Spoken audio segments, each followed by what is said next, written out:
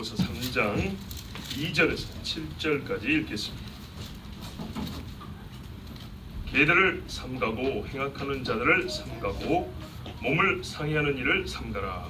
하나님의 성령으로 봉사하며 그리스도 예수로 자랑하고 육체를 지혜하지 않는 우리가 곧 그랬다. 그러나 나도 육체를 신뢰할 만하며 만일 누구든지 다른 이가 육체를 신뢰할 것이 있는 줄로 생각하면 나는 더욱 그러하리니 나는 8일 만에 할례를 받고 이스라엘 족속이요 베냐민 지파요 히브리인 중에 히브리인이요 율법으로는 바리새인이요 열심으로는 교회를 박해하고 율법의 의로는 흠이 없는 자라. 그러나 무엇이든지 내게 유익하던 것을 내가 그리스도를 위하여 다 하려고 여기니라. 아멘. 2절에 개들, 행악하는 자들, 살을 베어내는 자, 손할례당이라고 있는 그런데 이 사람들이 기쁨을 뺏어가는 주범들이라고 그랬습니다. 그렇지만 여러분, 우리가 항상 남 탓만 하면 안 되고요. 내가 내어준 겁니다. 뱀이 유혹해도 하와는 안 먹어야 되는 거죠. 하와가 먹으라 해도 아담은 안 먹었어야 되는 겁니다. 먹은 본인이 잘못입니다. 아무리 백성이 밀란을 일으키려 해도 빌라도가 아니라면 예수님은 살 수 있었습니다. 자, 그렇게 된 것이 아버지의 뜻이지만서도 빌라도는 자기의 죄책을 남에게 넘길 수가 없습니다.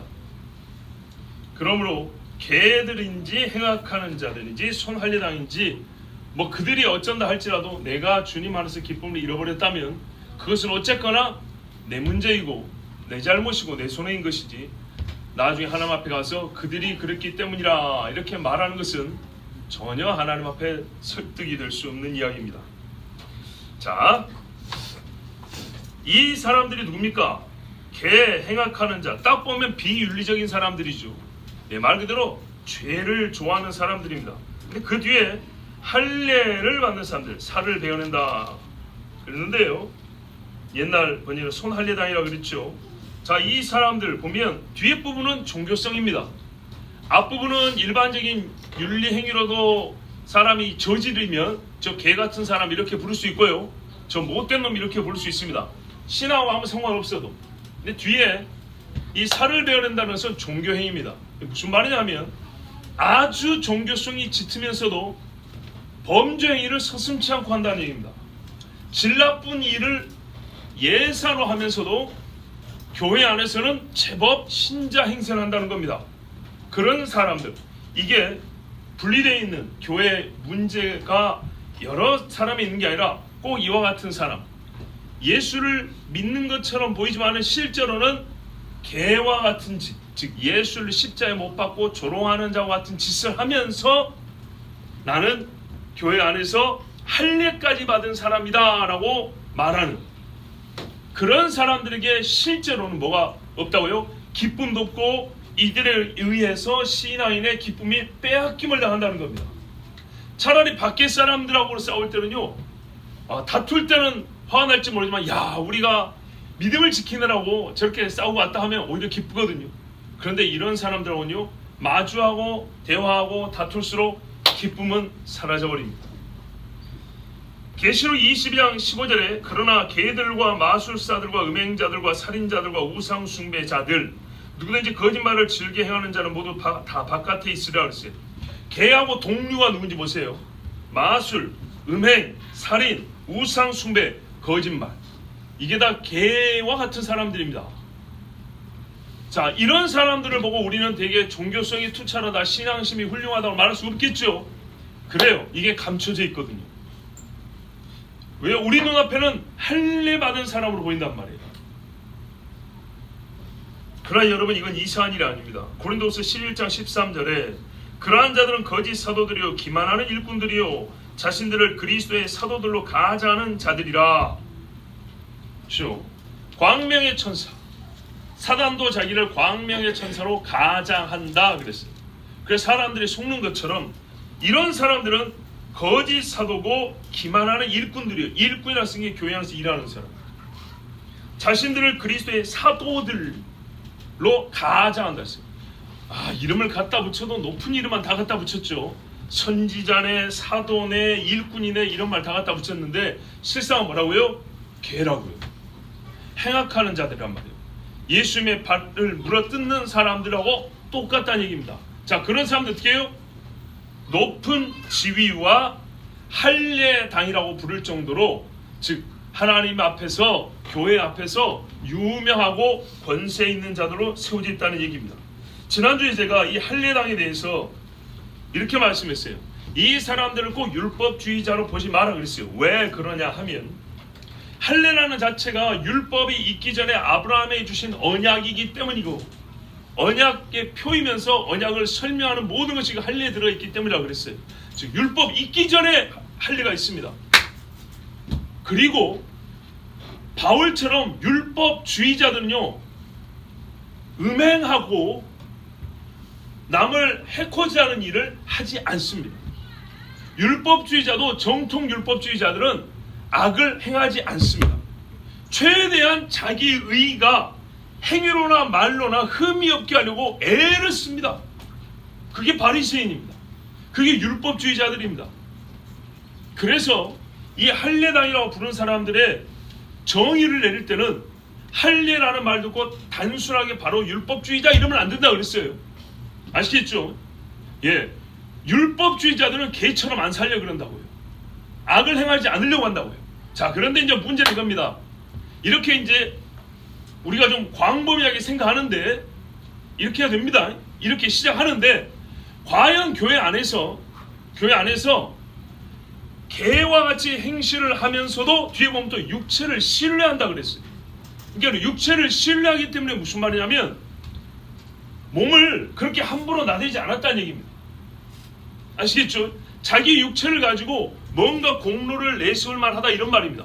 그렇기 때문에 율법주의자들은 행위에 더러움이 없기 때문에, 더러움이 없다는 것보다는 없기 위하여 애를 쓰는 사람들이고, 그 행위에 부정함이 없는 것을 신뢰하여 내 육체를 봐라 이렇게 내세우는 사람들이기 때문에, 여기서 할례당이라고 하는 사람들이 개라고 불린 걸 봤을 때 할례당이 있고 율법주의자로 보기는 어렵다 그랬습니다. 그런데 실제에 있어서는 어떤 일도 있냐? 사람들 보기에 예식법으로는 정확하게 지킵니다. 손 씻고 밥 먹고, 그죠? 11조 꼬박꼬박하고 안식일 잘 지키고 가난한 자를 보면 구제도 잘 합니다. 그런데요, 사람들이 보지 않는 곳에서 마음속에서는 온갖 음흉한 생각을 하고 남들이 보지 않는 곳에서 세속적인 방법으로 살아갑니다. 즉 가장한다 이 말이죠. 자, 이랬을 경우에는 율법주의자이지만 실제로는 개 같은 자들도 있을까요, 없을까요? 있겠죠. 예수님 당시에 그랬단 말이에요. 예수님 당시에 백성들이 보는 앞에서 율법주의자들, 바리새인들은요 아주 철저했어요. 그래서 그들은 하나님과 가깝다고 일반 백성들에게 여겨졌고, 그들은 죽으면 천국의 일본으로 들어갈 것이라고 백성들도 그렇게 알았어요. 그런데 예수님 와서 실상을 까발렸잖아요. 화 있을 진저 독사의 새끼들 하면서. 자, 그랬기 때문에 율법주의자들 안에서 두 갈래가 갈립니다. 어떤 율법주의자들은 정말로 하나님의 율법을 지켜서 의를 얻겠다고 해서 자기 행실을 조심하는 사람이 있고요, 어떤 율법자에는 율법주의자도 안 되는 가짜 율법주의자들, 그만큼도 안 돼요. 행실을 아주 더럽게 하면서도 사람들을 보는 데서는 율법 이런 사람이 있다고요. 자, 그리스도인이 되어서도 정말 하나님을 경외하고 주 예수를 살아서 말씀을 잘 지키는 그리스도인이 있고요, 교회 앞에서만 그리스도인 척하고 교회 밖에 나가면 세상이 마음대로 살아가는 가짜 그리스도인이 있죠. 그것처럼 율법주의자 안에서도 율법을 철저하게 지키는 율법주의자 있고, 철저하게 율법을 무시하면서도 그럴듯하게 가장하는 율법주의자들이 있어요. 그렇기 때문에 이 둘을 포괄해서 자칭 할례당이라고 주장을 자기들을 하기 때문에 우리가 순수하게 말하는 율법주의자라고 볼 것이 아니고, 전체적으로 하나님의 약속 안에 있다고 하지만은 불법을 행하는 모든 사람들을 일단 자칭 손할례당이라고 부른다 그랬습니다. 그리고 그 안에 이제 들어가 보면 율법을 지켜야 우리가 복음의 완전함에 이를 수 있다 하면서도 실제로는 율법을 지키는 것도 아니고 개 같은 행실을 가진 사람들도 있고, 또 율법에 흠이 없어야 예수 그리스도의 복음이 우리에게 효력을 미친다 이렇게 주장하는 사람도 있다고요. 좀 복잡하죠. 예, 그냥 간단히 말하면요, 가짜들은 이렇게 다양한 질로 나눕니다. 진짜 예수인은 어떠냐면 예수도 믿고요. 그렇기 때문에 하나님의 모든 말씀 잘 믿고 잘 순종합니다. 그런데 가짜들은 이것도 속이고 저것도 속이고 막 하기 때문에 아주 복잡하게 나눕니다. 하여튼 그래서 전체적으로는 꼭 율법주의자만이 아니라 예수를 믿는다 하면서도 불법을 행하는 모든 사람들을 지난주에 2절이 그들을 가리킨다 했고요. 그리고 그 안에서 어떤 사람들이 특별히 문제였냐면 율법을 가지고 자기의 의로움을 얻겠다고 하면서도 말은 그렇게 하고 바울의 가르침을 반대하면서 그러면 자기 행실이라도 똑바로 하냐? 그러지 않냐고 꼭 개와 행악자들처럼 살아가는, 이론으로는 바울을 반대하고 행실로는 바울에 미치지도 못하고 율법에도 미치지 못하는 그런 사람들이 실제로 교회 안에서는 제일 문제라는 겁니다. 이해가 되세요? 우리 식으로 얘기를 해볼게요. 예수 믿으면 구원을 얻습니다. 이렇게 했을 때 그래도 이것도 지키고 저것도 지키고 잘해야지, 그게 있어야 되는 거야. 하지만 정작 본인은 그거 전혀 안 지킨다는 얘기예요. 그리고 온갖 세상 걸로 다 간단 말이에요. 그걸 교회 오면 다시 또 이것도 지키고 저것도 지키고 해야지. 그래서 그 말을 들어보니까 굉장히 하나님을 사랑하는 줄 알았더니 속에 보니까 아니라고 말이에요. 자, 이렇게 해서 참 복음을 훼손하는 자들이 많이 있었고, 그 사람들이 2절에 말하는 개요, 행악자들이요, 손할례당이라 하는 사람들입니다. 자, 이들을 할례파라고 불렀습니다. 이들이 할례파 아니고요, 이들이 자칭 자기가 할례파라 말하는 사람입니다. 그런데 바울은 3절에 이렇게 말합니다. 그 사람들이 할례파가 아니라 하나님의 성령으로 봉사하고 예수 그리스도로 자랑하고 육체를 신뢰하지 아니하는 우리가 곧 할례당이라 그랬습니다. 이 사람들이 실제 할례파입니다. 그래서 할례라는 말을 율법주의로만 묶으면 안 되고 하나님의 언약 개념으로 이해를 해야 된다 그랬습니다. 율법주의자들은 이렇게 안 해요. 자, 성경에서 처음부터 이 세 가지가 언약 구성원의 표식이라고 우리에게 말씀해 줍니다. 즉, 이 세 가지 표가 있는 사람이 진짜 약속 안에 있는 사람입니다. 요것만은 아니지만 개와 행악자와 자칭 할례당과 대립하여 우리가 알 수 있는, 그들이 이런 일을 하지 않기 때문에 그들과 반대하여 이 세 가지가 있는 사람이 그러므로 참 할례파다 이렇게 말씀합니다. 자, 보세요. 가짜 할례파는 어떻게 하냐? 성령의 공급하심이 없기 때문에 신앙생활이 힘들어요. 귀찮아요.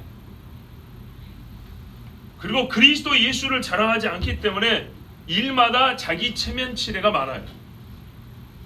권위를 누리기 위한 수단일 뿐이에요. 하나님을 사랑하지 않냐고 옷술만 길게 들이고 상석이 없는 사람하고 그렇게 되는. 또 육체를 신뢰한다 했기 때문에 자기 자랑의 즐거움을 누리고 자기 실력을 의지하지만 시간이 갈수록 그 속에 부끄러운 것들이 계속 드러나서 사람들 앞에서 멸시를 당하고 스스로 힘이 빠지는 경험을 하게 됩니다. 이 사람들의 실체를 말하자면 한 두어 가지 문장으로 이렇게 짧게 표현할 수 있는데요. 육체의 정점에 서 있는 가장 처참한 죄인입니다. 자, 여러분, 아직 9시도 안 됐습니다. 잘 보십시오.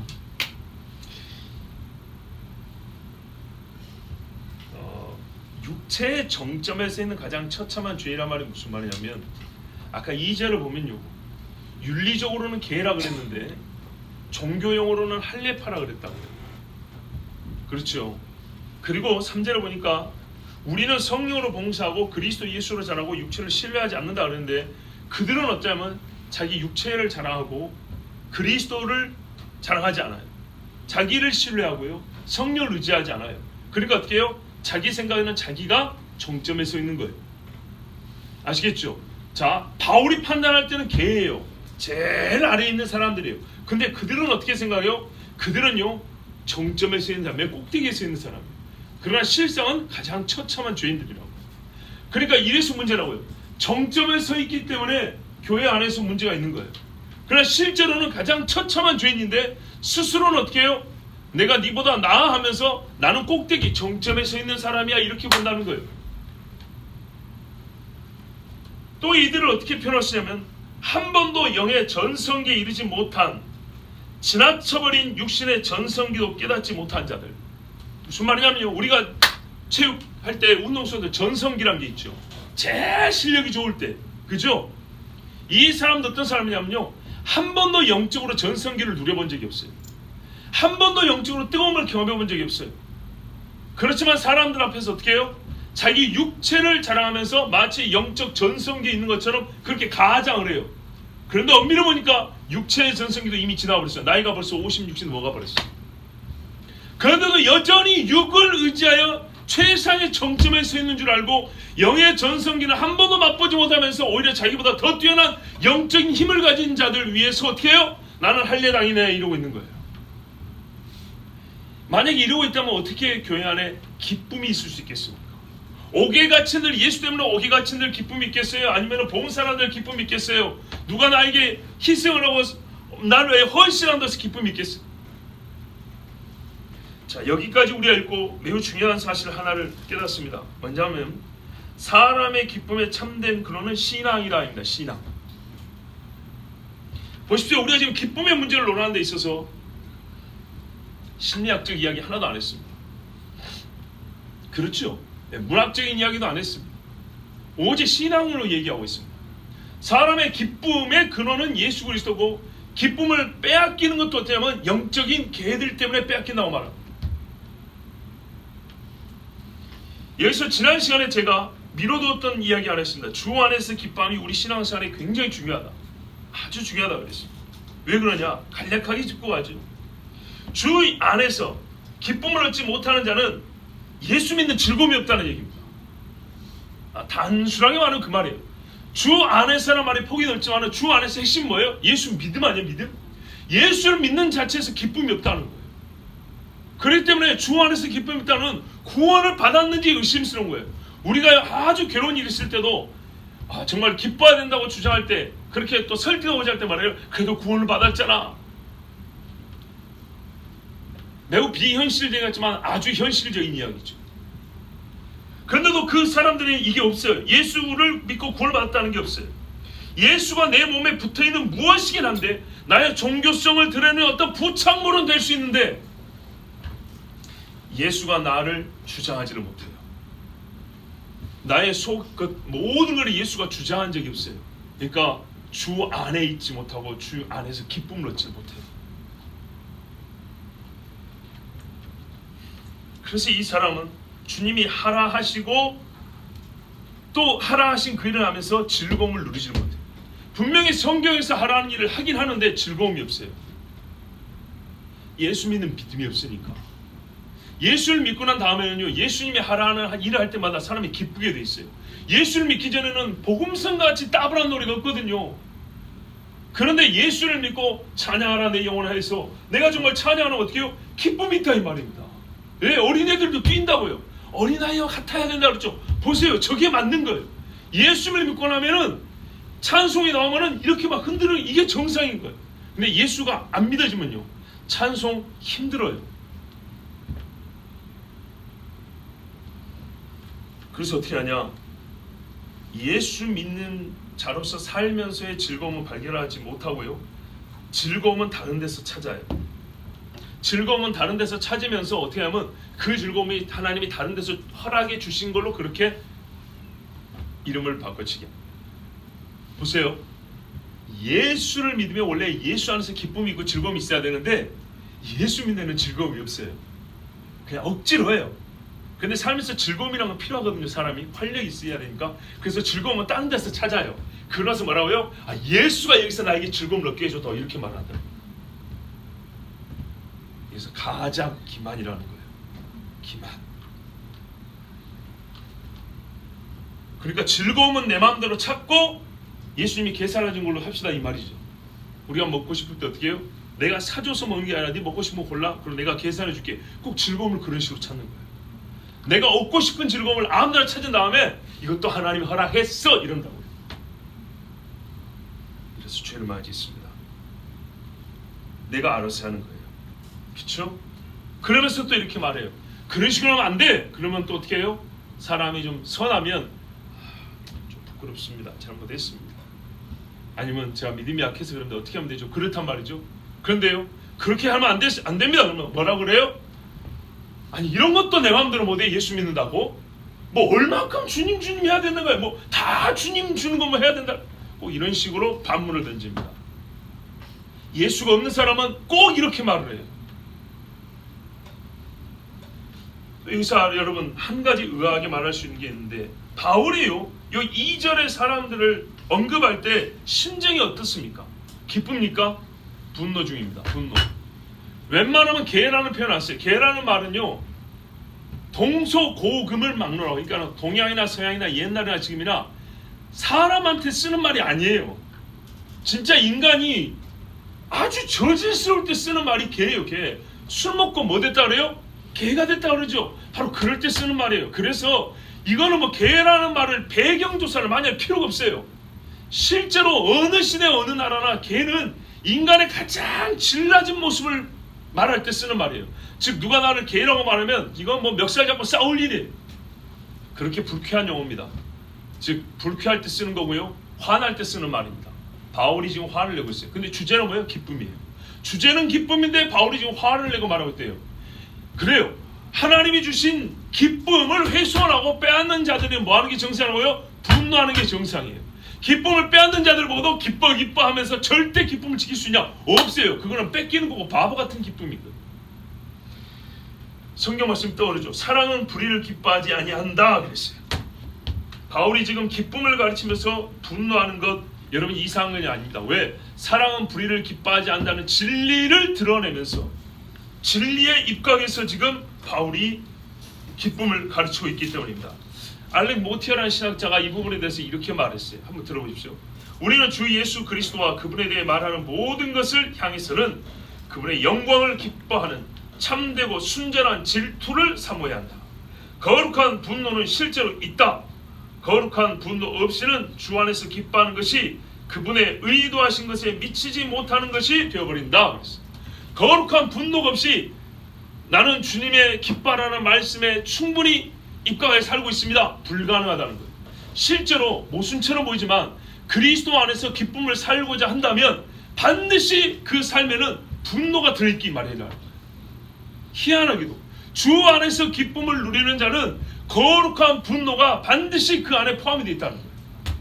그래서 바울이나 옛적의 신앙의 우리 종교개혁자들도 말이죠, 예수 믿고 예수 복음을 전하는데 자기 목숨을 거는 일을 정말 기뻐했어요. 그러면서도요 이 진리를 훼손하는 자들은 분노했어요. 그러니까는 분노하면서 기쁨을 가르쳤다고요. 자, 4절 이하를 보십시오. 참 특이한 게 뭐냐면 3절에 진짜 할례당이라고 할 수 있는 사람이 어떤 사람인가 하고 세 가지를 가르쳐줬는데, 이 세 가지를 하나씩 풀어서 자세히 가르쳐주면 좋겠는데 첫 번째와 두 번째를 생략해버립니다. 그래서 저도 따로 설교하지 않습니다. 보십시오. 뭐라고 했어요? 하나님의 성령으로 봉사하며 그리스도 예수로 자랑하고, 그죠? 이 부분을 설명을 해줘야 될 거 아닙니까? 이게 참 할례당이라면서요. 근데 그걸 설명 안 합니다. 그리고 바로 육체를 신뢰하는 문제로 넘어와 버립니다. 자, 이 부분이 참 독특합니다. 이 세 가지가 참 할례인의 표지가 되고 중요한 것이지만 바울은 마지막 것에 집중하여 교훈을 대해주는데요. 아무래도 그래서 아까 말씀드린 거예요.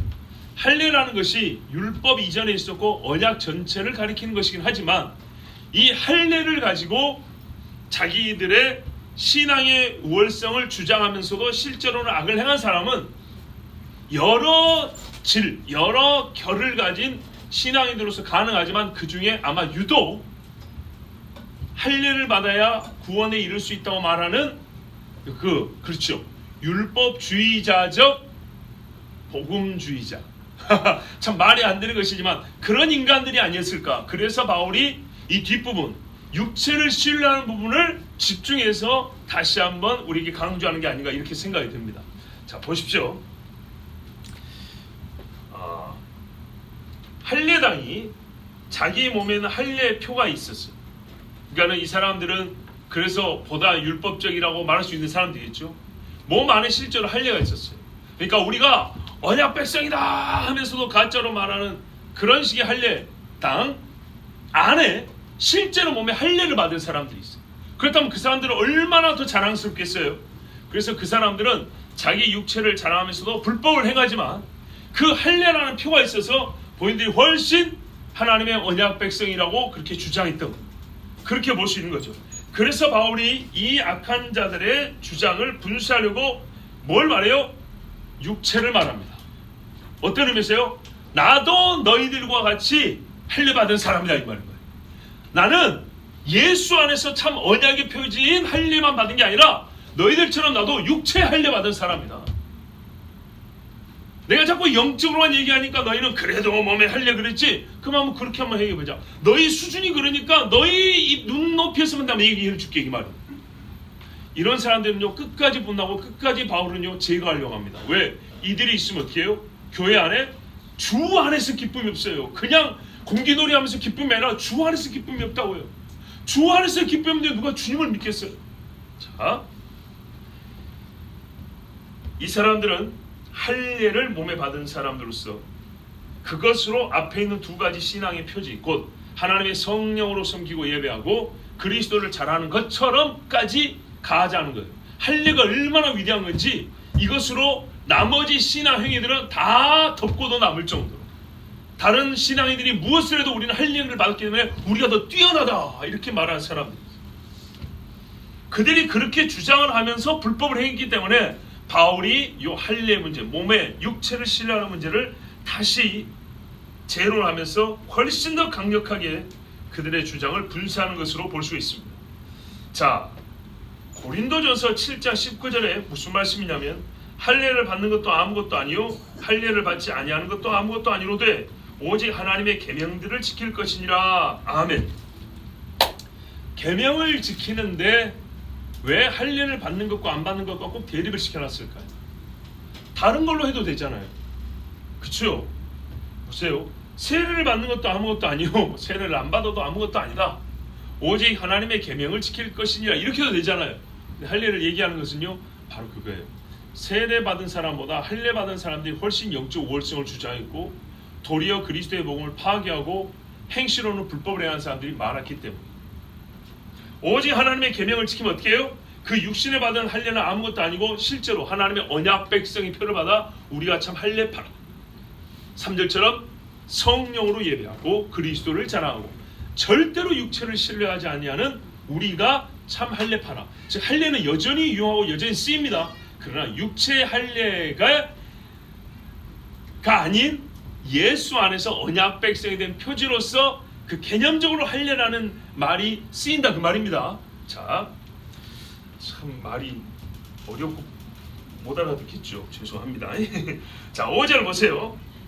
내가 8일 만에 할례를 받고 이스라엘 족속이요 베냐민의 지파요 히브리인 중에 히브리요 율법으로는 바리새인이요.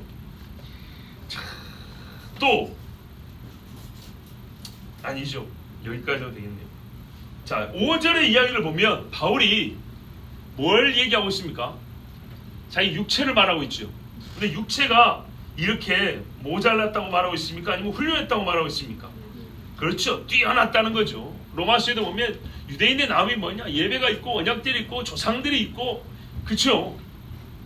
그것처럼 나는 할례를 받아도 8일 만에 정확히 받은 사람이에요. 예. 그 내가 이스라엘 사람이고, 여러분 이스라엘 사람이라는 게 얼마나 중요하냐면요. 봐보세요. 우리가 아브라함의 자손이라고 그러잖아요. 근데요, 아브라함의 자손도요 이스마엘과 이삭으로 나뉩니다. 그렇죠? 이삭의 아들도 에서와 야곱으로 나뉩니다. 반반씩입니다. 엄밀히 말하면 아브라함은 아들이 또 많이 있었지만 결국 한 사람으로 좁혀집니다. 근데 이스라엘은요 12아들이 하나도 빠짐없이 전부 다 약속의 백성이 됩니다. 그래서 이스라엘 족속이라는 게 굉장히 중요합니다. 아브라함의 자손이요 해도 이가 이스마엘에 들 수도 있고 미디안에 들 수도 있고 아람에 들 수도 있고 이삭에 들 수도 있는 겁니다. 뭔 말인지 아시겠죠?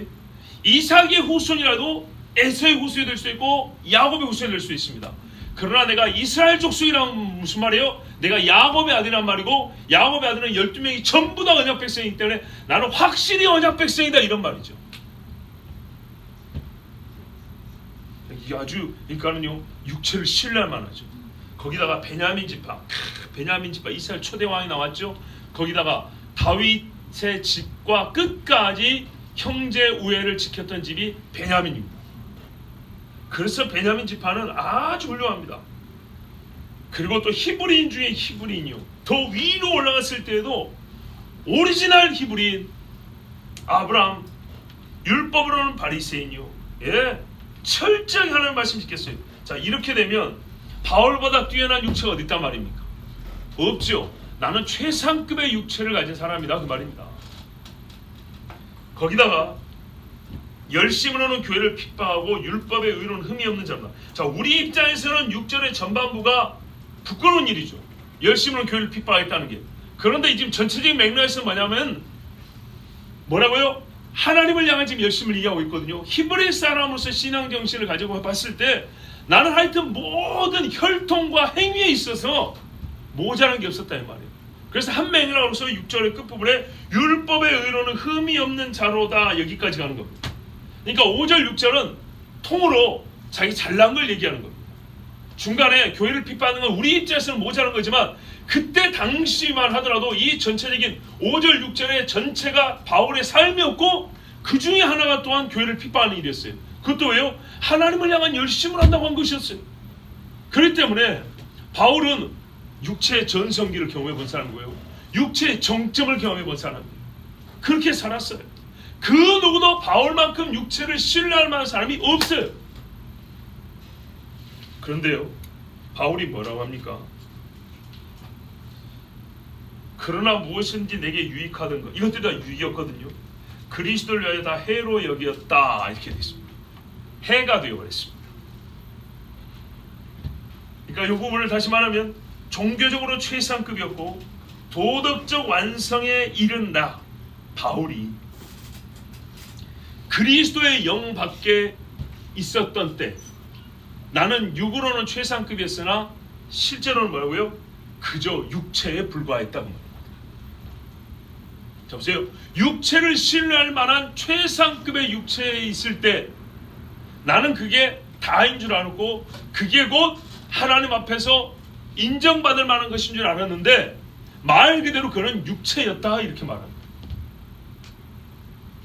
날 때부터 최상급이었고 어린 시절에 완벽한 교육을 받았고 배운 바에 대해 시험을 치르면 항상 1등, 겉으로나 속으로나 매사에 1등이었던 나였지만 예수를 만나고 나니까 그것은 그냥 육체였을 뿐이다 이 말. 자 7절 그러나 무엇이든지 내게 유익하던 것을 내가 그리스도를 위하여 다 해로 여길 뿐더러. 우리는 8절과 이익기 위해서 여길 뿐더러 이렇게 말했지만 본래는 문장이 끊어집니다. 7절에는 여기었느니라 하고 과거형으로 끝나고 8절부터는 현재형입니다. 8절 하면 어떻게 되어 있습니까? 또한 모든 것을 해로 임은 내 주 그리스도 예수라는 뜻이 가장 고상이기 때문이라. 내가 그를 위해 모든 것을 잃어버리고 베이스로 여김은 그리스도를 얻고 이렇게 있죠. 이건 지금 현재 그렇게 하고 있다는 겁니다. 옛날의 것을 다 해로 여기고 버렸고 지금 나는 그리스도를 얻고 그리스도를 위해 살고 있다라고 이렇게 말합니다. 그러니까는 6절까지는 옛날의 나를 얘기하는 겁니다. 옛날의 나. 근데 옛날의 나가 지금 자기 육체를 신뢰하는 자들과 비교해 볼 때 훨씬 더 신뢰할 만한 육체였지만 그것은 다 배설물이었다. 하나님과 아무 상관이 없는 그저 육체였다. 자 여러분, 언약 백성이 가진 최고 의의 기준에 모두 합격했고 그것도 1등으로 합격한 사람이지만은 그리스도를 만나자 자기가 말했던 기준들은 의의 기준도 아니었고 1등도 아니었습니다. 가장 비참한 죄인의 삶이었을 뿐이었습니다. 아무것도 아닌 육체를 영원한 하나님의 자리에 놓고 스스로 왕좌에 오른 악하고 어리석은 자였다고 고백하는 겁니다. 여러분, 그리스도 예수가 없다면 그냥 우리는 육체일 뿐입니다. 무엇을 해도 육체일 뿐입니다. 육체는 죄악의 구렁텅이에 빠져있는 자, 종교적 열심에 심취해 있는 자 모두에게 붙여지는 이름입니다. 무슨 말이냐면 보세요. 육체라는 건요, 저 이 밤에도 나이트클럽이나 저기 술집에서 화랑방태에서 하는 사람에도 육체라고 부르고요, 교회 안에서 예배 드리면서도 주 안에서 기쁨이 없는 자도 육체라고 부릅니다. 똑같이 육체라고 부릅니다. 보세요. 할례당이라고 할례까지 받은 사람이고 우리는 할례당이라고 주장하는 사람도 지금 뭐라고 육체라고 부르고요. 개 같은 짓을 하는 사람도 육체라고 부르고 이 두 개가 함께 있어도 육체일 뿐입니다. 목사 타이틀을 갖고 있어도 마음으로는 예수를 믿지 않냐고 기도하지 않냐면 이 사람은 그냥 육체일 뿐입니다. 그러면서도 목사라는 것이 육체를 신뢰할 만한 이유가 되어서 그래도 내가 목사인데 하지만은 아니요 그리스도 예수를 진짜 만나고 나니까 그냥 이건 육체였을 뿐이었어요. 이름은 아무것도 아닙니다. 이름은 레위족 수이면 뭐합니까? 나답과 아비후가 뭐합니까? 호렙산에 올라서 하나님 앞에서 밥을 먹었던 나답과 아비후가 얼마 후에는 하나님이 내린 불에 타져 죽었는데 제사장이 무슨 소용입니까? 육체입니다. 그냥 성경을 육으로 난 것은 육이요 거듭나지 아니하였을 때는 무엇이라도 그저 그냥 육체일 뿐입니다. 하나님 앞에 설 만한 의는 한 가지도 찾을 수 없는 육체인 것입니다. 일반 사람과 비교했을 때 바울은 얼마나 하나님 앞에 근접합니까? 히브리인 중에 히브리인이고 할례를 받아도 나중에 유대인으로 개종해서 성이 돼서 받은 게 아니라 난 지 8일 만에 철저하게 말씀에 따라 했습니다. 그런데도 불구하고 뭐라 그래요? 이것은 내가 예수를 만나보니까 거듭나지 않을 때 그런 것들이란 것은 전부 다 해다 그랬어요. 해. 독이라고 말했어요. 왜? 그거를 내가 신뢰해버렸으니까 독이 된다는 얘기. 그런데 예수를 만나지는 뭐라고 했다고? 유익이라 여겼다 그랬어요. 유익. 유익이라 여길 때 어떤 의미였어요? 남들에게 권위를 내수기에 유익이었고 명예를 얻기에 유익했고 체면을 세우기에 유익했고 하나님과 가까이 구원받기에 유익이 되는 줄 알았어요. 그러나 전부 다 그리스도 밖에 있을 때는 육체일 뿐이었어요. 근데 그리스도 안으로 들어가고 보니까 이것들은 천근 만근 있어도 아무것도 아니었던 거예요. 오히려 나를 예수께로 가까이 하지 못하는 해로운 것들이었던 거예요. 차라리 히브리인이 아니어도 예수를 믿는 게 낫죠. 그렇죠? 율법을 몰랐어도 그리스도 십자가를 붙들고 울 수 있으면 낫죠. 바리새인 아니고 세리와 창기여도 예수의 무덤 앞에 와서 주님하고 부르짖을 수 있으면 낫죠. 바로 그겁니다. 해로운 거였어요. 바울의 계산법에 5절 6절은 다 유익한 것들이었어요. 옛날에는. 그러나 그리스도를 알지 않고 다 해가 되었어요. 사람이 거듭날 때 깨닫는 것이 이것입니다. 모든 사람은요 깨닫는 경험, 즉 중생의 체험이 똑같습니다. 중생의 체험에서 우리에게 얻어지는 지각의 새로워짐은 뭐냐면 유익하는 것을 해로 여기고 해로 여겼던 예수를 오직 유일한 유익으로 여긴다는 겁니다. 이게 인식이 바뀝니다. 그래서 조금이라도 세상 거를 끄집어 가지고 숨겨가지고 꼽을 잡고 주님 안에 들어가는 건 불가능한 거예요. 절대로 안 돼요. 보세요. 바울에게 있어서 이건 어떻게 하냐면 내가 이시 왕주 집안이야 이 정도 얘기가 아니에요. 지금 내가 초등학교부터 대학교까지 맨날 1등을 해가지고 장학금 받고 다니까 그 이야기가 아니에요. 이거는 인간의 존재의 문제라고 해요. 사람이 어디서 와서 어디로 가는가를 얘기하는 거란 말이에요. 사는 도중에 무슨 목표 성취 목적 달성 요 정도 얘기를 하는 게 아니에요. 대학교 가는 게 목적이에요. 연봉 1억짜리 회사 가는 게 목표예요. 요 정도가 아니고요. 인생이 숨을 쉬기 시작, 이 땅의 생명이 시작되면서부터 생명이 마칠 때까지 전체로서 목표로 삼아야 될 것, 그것을 바울은 다 해봤다 그 말이에요. 그런데 그리스도를 만나니까 이게 나를 신뢰하고 한 주 흙에 불과한 나를 신뢰하는 바보 같은 짓, 해로운 것이었다. 이렇게 고백하는 거예요. 그러니까요, 나 상장 다 버리고 예수 믿었어. 아니에요, 더 버려야 돼요. 나 예수 믿으면서 이제는 막 옛날에 막 술 마시고 이 정도 이거 버렸으면 됐죠. 아니요, 아직 덜 버린 거예요. 술만 좋아할까? 좋아한 게 얼마나 많아요. 취미생활 하지 말라는 얘기는 아니에요. 육체를 신뢰할 만한 것은 무엇이든지 다 해로 여길 뿐더러 해로 여길 수 있을 때가 어떻게 되고요? 예수 안에 기쁨을 얻는 데란 말이에요. 기쁨도 반반씩 나눌 수가 없습니다. 예, 여러분, 오늘 우리가 말씀을 통해서 해야 될 고백이 있습니다. 하나님, 이것은 육체였습니다. 각자 생각나는 게 있을 거예요. 예, 이것은 내가 육체를 신뢰한 것입니다. 내가 육을 자랑한 것입니다. 지금 그러나 그것은 나에게 다 해로운 것입니다. 여기에 왔을 때 여러분 이 대답이 있은 다음에 나에게 오직 유익한 것이 딱 하나 있으니 그것은 곧 예수 그리스도입니다. 이렇게 말해 나옵니다. 보세요. 주님, 내가 옛날 걸 해로 여깁니다. 해로 여깁니다 하고 아직 남겨놓은 상태에서 이게 다 안 된 상태에서 그리고 유익한 주님이 있습니다 이렇게 섞인 게 아니고요. 완전히 이거를 다 해로 여기고 싹 치워버리고 도마를 깨끗하게 한 다음에 다시 그 위에 예수 그리스도 유익한 것, 그 피와 살이 유익한 것, 예수 그리스도 이렇게 올라와야 되는 것. 오직 예수님만 우리에게 유익입니다. 이렇게 바울에게 일어난 일들을 잘 설명하는 비유가 있습니다. 예수님께서 친히 말씀하신 것인데요. 마태복음 13장 44절에서 46절에 보면 같은 비유가 연거푸 반복되어 나와 있습니다. 이름하여 천국 비유죠. 마태복음 13장 44절에서 46절인데요. 찾으셨으면 함께 읽어보겠습니다. 같이 읽습니다. 13장 44절 이해합니다. 시작. 또 천국은 밭에 숨겨진 13장. 저 혼자 읽으려는데 여러분이 책장 넘기는 소리가 들려서 네, 자, 제가 한번 읽어볼게요. 보십시오. 마태복음 13장 44절 이하에 보면 또 천국은 밭에 숨겨진 보물과 같으니 어떤 사람이 그것을 찾으면 다시 숨겨두고 그 기쁨으로 가서 자기의 모든 소유를 팔아 그 밭을 사느니라.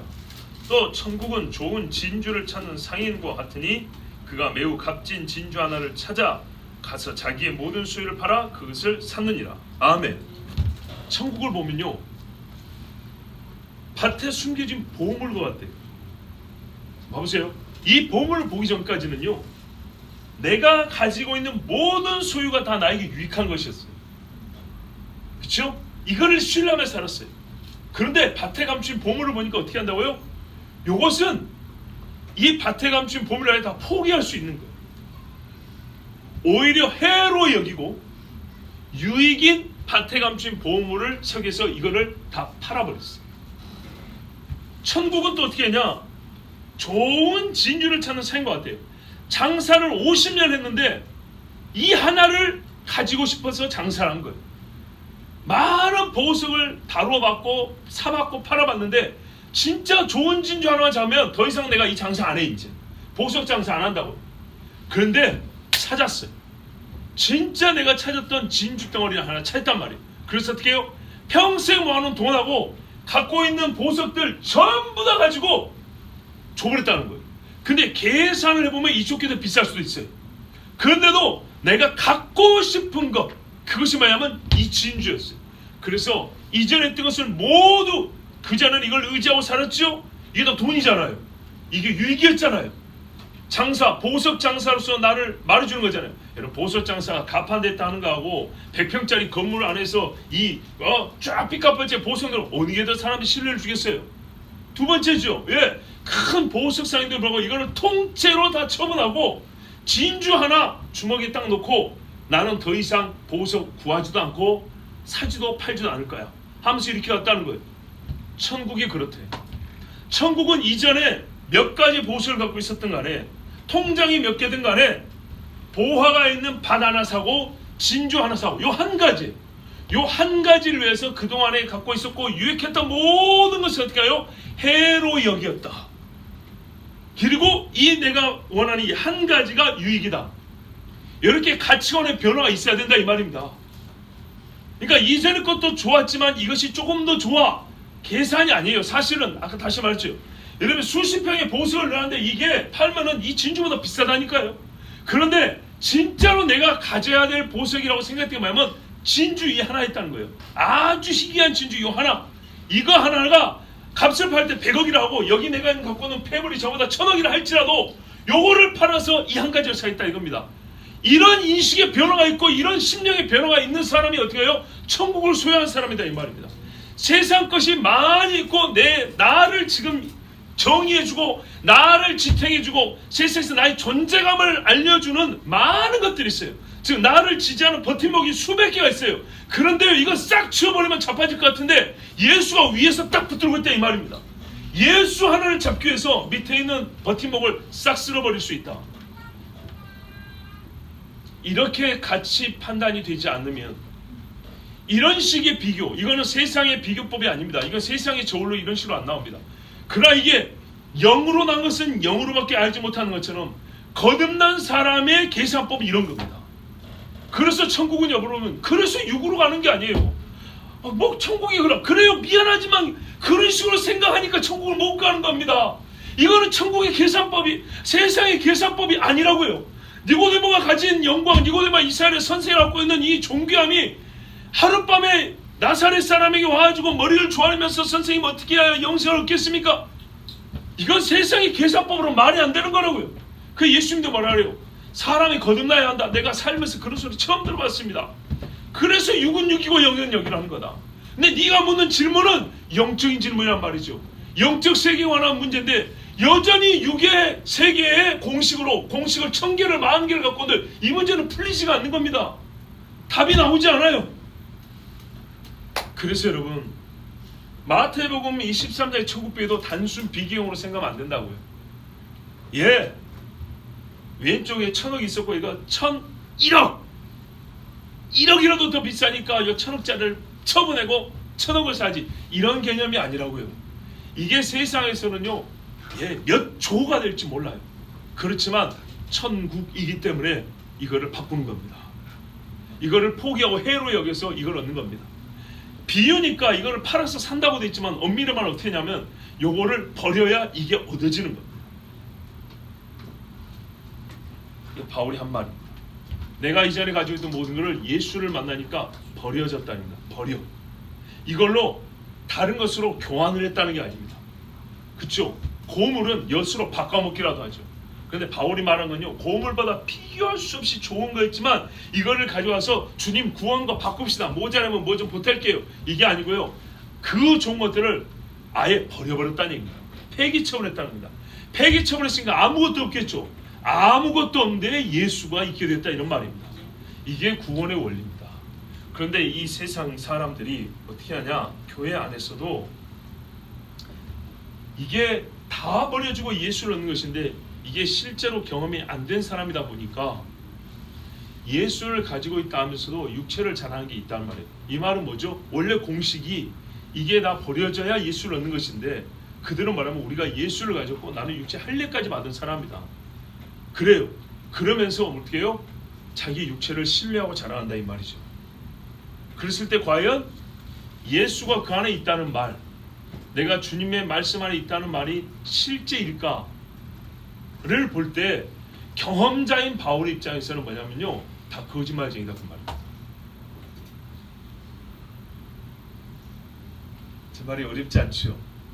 그렇죠? 예.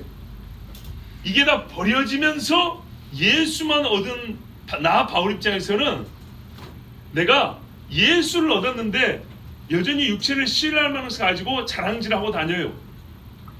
그랬을 때 과연 네가 예수를 얻었냐?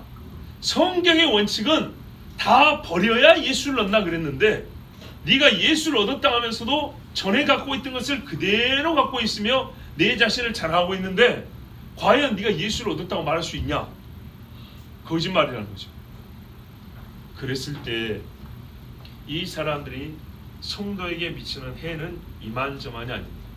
한두 가지가 아니라 모든 교리에 있어서 옳지 못한 것이 가르쳐질 것이고, 이 사람들이 타인에게 영향을 미치는, 즉 지도자의 자리에 있으면서 본이 되지 못하고 악 영향을 미치는 것은 불보듯 뻔한 일입니다.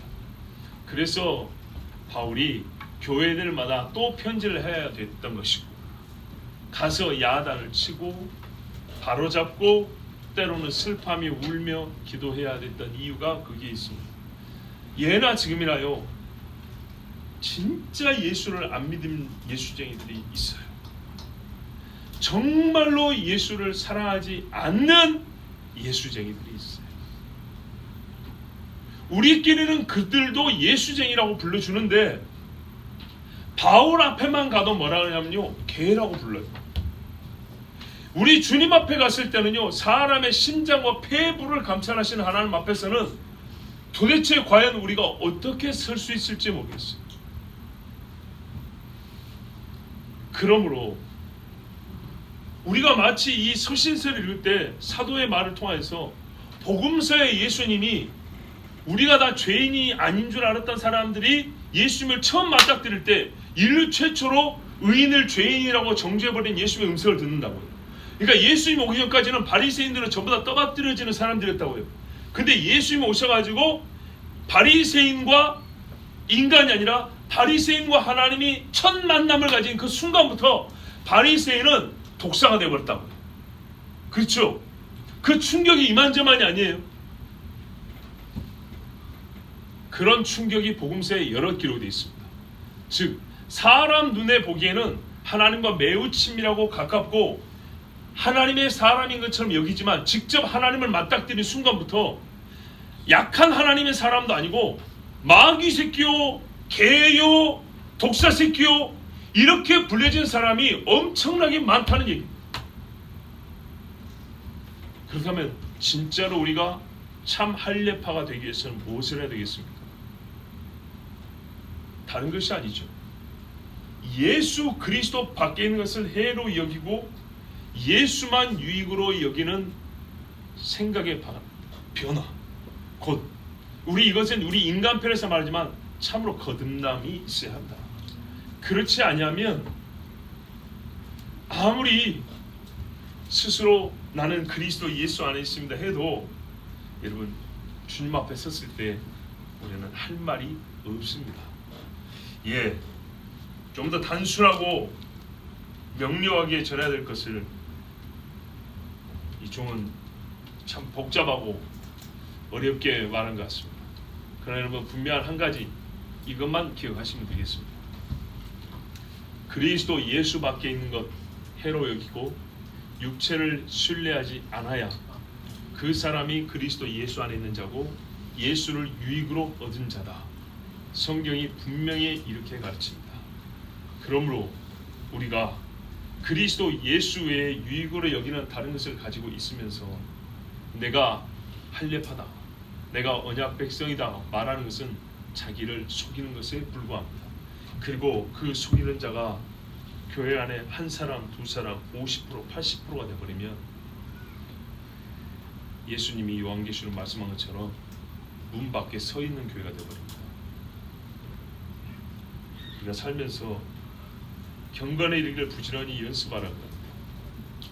예수님을 유익으로 여기는 일을 부지런히 연습을 해야 되는데 그 연습할 것이 싫고 힘들고 육체의 수가 당연히 들어가죠.